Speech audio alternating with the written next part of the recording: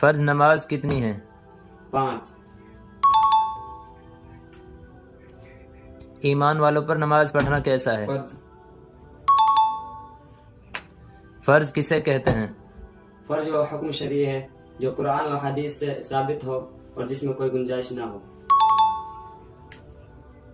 نماز کن لوگوں پر فرض ہوتی ہے؟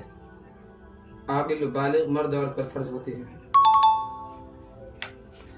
نماز چھوڑنا کیسا ہے؟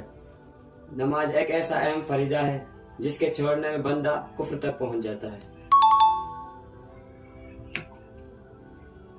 وہ کون سا فرشتہ ہے جو روزی پہنچاتا ہے؟ میکائیل علیہ السلام. ہمارے نبی کی صاحب زادیوں کے نام کیا ہیں؟ کلثوم، رقیہ، زینب، فاطمہ.